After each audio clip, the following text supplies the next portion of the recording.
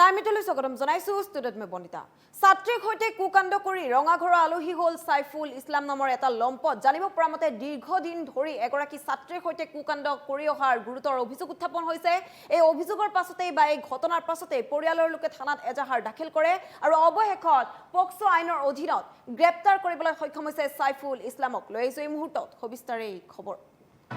ছাত্ৰীৰ সৈতে কুকাণ্ড কৰি ৰঙাঘৰৰ আলহী হ'ল সাইফুল ইছলাম ধৃত সাইফুল ইছলাম এনেদৰে আৰক্ষীৰ জালত পৰে বিগত কিছুদিন ধৰি ছাত্ৰীগৰাকীক ফুচুলাই লৈ গৈ বহুবাৰ নিৰ্যাতন চলোৱাৰ গুৰুতৰ অভিযোগ উত্থাপন হৈছে ঘটনাৰ পিছতেই ভুক্তভোগীৰ পৰিয়ালে কাষ চাপে আৰক্ষীৰ ওচৰত এজাহাৰ দাখিল কৰে পক্সো আইনৰ অধীনতেই ৰুজু কৰে গোচৰ ৰুজু কৰা বুলি জানিব পৰা গৈছে আৰু কালি নিশা পৰিয়ালৰ লোকে অভিযুক্ত যুৱকজনক হাতে লুটে ধৰি আৰক্ষীক খবৰ দিয়ে বুলি জানিব পৰা গৈছে আৰু হাপকাটা আৰক্ষী চকীৰ ভাৰপ্ৰাপ্ত বিষয়া ৰাজীৱ কলিতাৰ নেতৃত্বত আৰক্ষীৰ বৃহৎ অভিযান চলে আৰু সেই অভিযানৰ অন্ততেই ঘটনাস্থলীত আৰক্ষীৰ দল উপস্থিত হৈ গ্ৰেপ্তাৰ কৰে অভিযুক্ত সাইফুল ইছলামক লম্পট সাইফুল ইছলামে এনেদৰে দীৰ্ঘদিন ধৰি এগৰাকী ছাত্ৰীৰ সৈতে জঘন্য কাণ্ড সংঘটিত কৰা বুলি জানিব পৰা গৈছে জঘন্য কাণ্ড সংঘটিত কৰি আহিছিল কুকাণ্ড সংঘটিত কৰি আহিছিল আৰু অৱশেষত এনেদৰে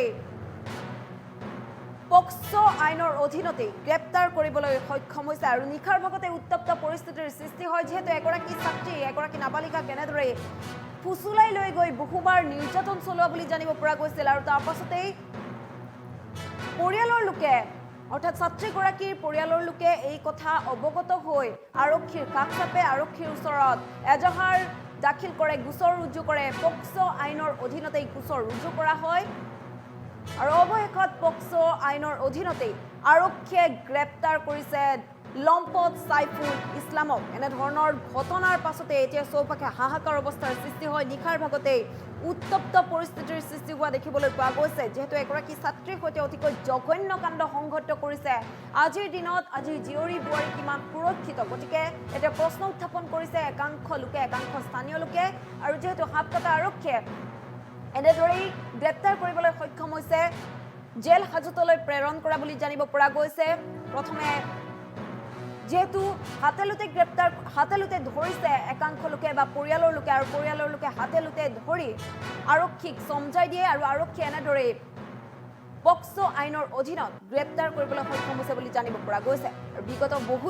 কিছুদিন ধৰি এনেদৰে ছাত্ৰীগৰাকীৰ সৈতে জঘন্য কাণ্ড সংঘটিত কৰা বুলি অভিযোগ উত্থাপন হৈছে আৰু তাৰ পাছতেই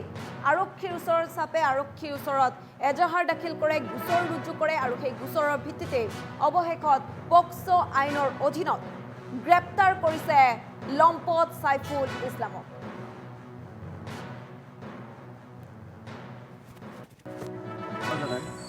তাৰ দেউতাৰ নাম হ'ল ৰছিদ খান এজন ছোৱালীৰ লগত কিছুদিন আগৰ পৰাই বেয়া কামত লিপ্ত হৈ আছে এইটো যোৱা ৰাতি হাতে ধৰিছে ৰাইজে গতিকে আমি এইটো এটা ন্যায় বিচাৰিছোঁ আমি গাঁওবাসী ৰাইজে ইয়াৰ এটা ন্যায়িক তদন্ত তথা ন্যায় বিচাৰ আমি বিচাৰিছোঁ অধীনত আনি শাস্তি দি সমাজৰ বুকত ন্যায় প্ৰতিষ্ঠা কৰা যায় তাৰ কাৰণে প্ৰশাসনক মই আহ্বান জনাইছোঁ সাইফুল ইছলাম দেউৰ ৰছিদ 1 নং হাছৰাবাৰী সাইফুল ইছলাম তাৰ পিতাকৰ নাম আব্দুল ৰছিদ খান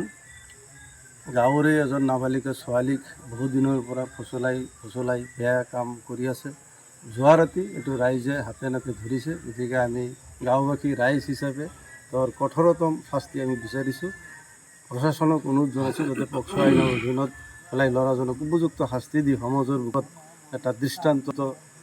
তুলি ধৰে তাৰ কাৰণে প্ৰশাসনক আহ্বান জনাইছোঁ যোৱাকালি আমাৰ 1 নং হাছৰাবাৰী গাঁৱত এটা নাবালিকা ছোৱালী কাৰ্য সংঘটিত হৈছে আৰু সাপকাটা আৰক্ষী চকীৰ পৰা ভাৰপ্ৰাপ্ত আৰক্ষী বিষয়া তাৎক্ষণিকভাৱে খবৰটো উমান পাই তেখেত গৈ ল'ৰাটোক কৰায়ত্ব কৰিছে আৰু গাঁওবাসী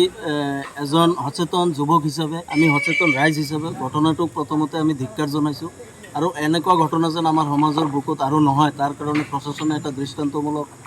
ব্যৱস্থা ল'ব লাগে দৃষ্টান্তমূলক শাস্তি দি আমাৰ সমাজত এটা উদাহৰণ হিচাপে থিৰাং কৰাব লাগে আৰু